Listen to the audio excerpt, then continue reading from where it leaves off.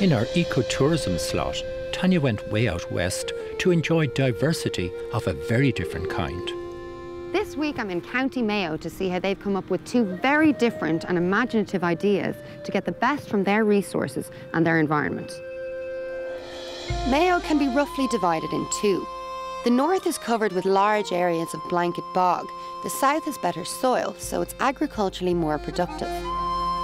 Each of these landscapes offers its own unique opportunities. Over 70% of Ireland's food is imported, costing our economy almost $5 billion a year, and all of it having a big environmental footprint in shipping and transport. Ireland is in a great position to go back to growing more of our own food. Like many communities around the country, people in Mayo are coming up with imaginative ideas to develop and promote their local produce. Westport is the starting point for the brand new Great Western Greenway, a walking and cycling trail based on an old railway line that closed in 1937. Last year, the Greenway won a Destination of Excellence Award from the European Commission's Eden Initiative. The Gourmet Greenway is a food trail showcasing the great selection of artisan foods here in and around Mulranny, Newport, Westport and Achill, along the Great Western Greenway. I think I'm going to enjoy this. I'm taking a whirlwind tour of some of the food producers on the Gourmet Greenway to see how it's working for them, and hopefully gather the makings of my dinner along the way. The Gannon family supplies Keene Bay oysters, mussels and clams to Ireland and throughout Europe. Padraig Gannon and his band of helpers took me out on a collecting trip. So what are we doing? We're going to bring back the last of the graded oysters and putting them out around the corner. Are these oysters? They're market size. They're ready for market now. And then these are these ones. They're the clams, that's clams right. That we have here. And then these are mussels, obviously. So the Gourmet Greenway, how are you finding it? Yeah, it's good so far. It's only in the early stages yet. It was a pity it didn't happen 20 years ago. It has really put the whole area on the map. Harvesting every day from Padraig's Grade A beds ensures freshness and sure-to-door delivery. And what's Grade A to you? Grade A means it's very clean and it makes marketing easier. Here, wheel away. Before I left the Gannon family, there was one more thing I had to do. You're going to try one of these before you go. Try and swallow it in one go if you can. How do you do that? Does it just... It'll go down, just get it in. Good. Lady yourself. Delicious and slimy.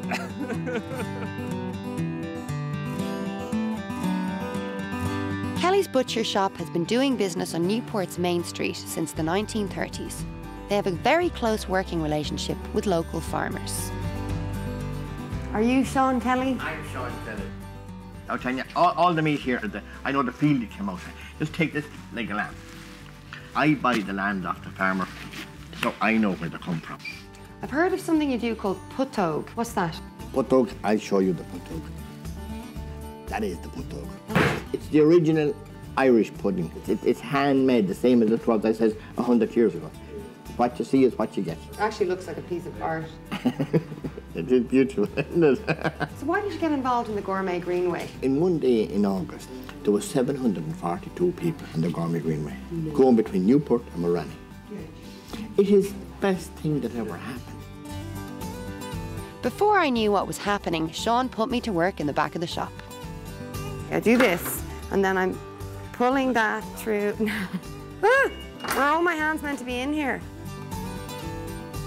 Well, I guess it's not bad for my first go. Not bad at all. Well, I say after maybe 5 or 6 years, we'd make a butcher out of you.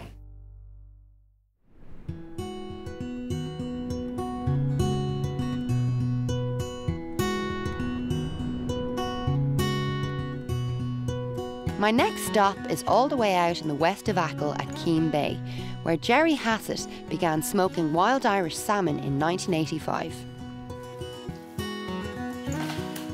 They're big, aren't they? You make it look so easy. Practice makes perfect. So I presume this is good quality fish then? Clare Island is probably the best quality of the lot. Really? How so? Mainly due to the fact of the environment it grows up in. You're dealing here with 3,000 miles of water outside us, so the water that's here is crystal clear. There's no heavy industrialisation anywhere along the west coast, so there's nothing to pollute it. Salmon are loaded on trays, and they go into the smoker for approximately, depending on the size, but approximately 6 hours. So, and you can see them now where the smoke is passing across. Yeah. Back at the Mulranny Park Hotel, Chef Ollie O'Regan is waiting to cook up the goodies I've brought back from my travels. They smell good. Oh, whoa! This is great fun.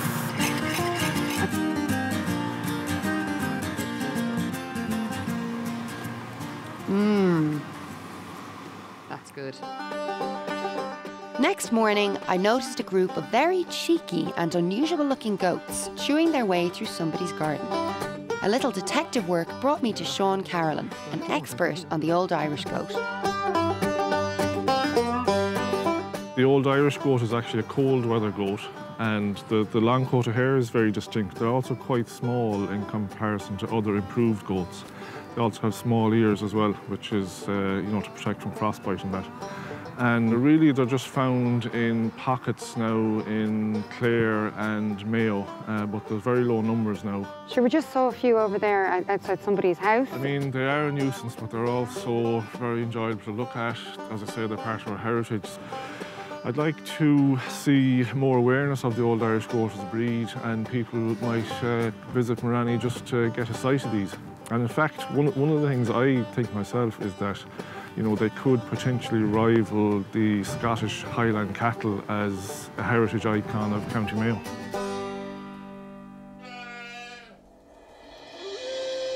My next call is to the north of Mulranny on the way to Bangor Erith, the vast, uninhabited and unspoilt wilderness of Ballycroy National Park. As I said at the beginning, there are two sides to Mayo, and there's not much chance of a plate of oysters up here on the bog. Getting the best from this landscape comes down largely to preserving it as it is. Conservation ranger Cameron Clotworthy took me hiking deep into the mountains. Down here we have the Tarsahon Moor River. Well, Ballycroy National Park is actually Ireland's newest national park, and it's the third largest as well. It's 11,000 hectares in size. So it covers a lot of the Neffenbeg Mountains and then a lot of the blanket bog coming off those mountains. But it's actually formed from decaying plant material in a wet environment. And this is one of the building blocks of blanket bog, is the sphagnum mosses.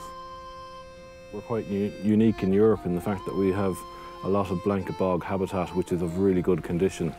It's got a lot of important species that are within it, and also species that rely on the blanket bog to survive, like the Greenland white-fronted geese. Golden plover would be another species that breed up on these upland areas, but they're reliant on this habitat. Their chicks are reliant on the food that's within the habitat. The rangers are kept busy monitoring the wildlife and carrying out low-impact works to ease access for hikers within the park. So Cameron, what do you see for the future of the park then? Hopefully there's going to be more visitors coming to the national park, because we have the visitor centre there now, and that's a great resource. The visitor centre is located in the village of Ballycroy, so there's a direct benefit there to the village by bringing in tourists, and hopefully they'll stick around, and then those that want to go out up into the mountains can do that, but they can also then go out into the rest of the community and see other things going on in the countryside.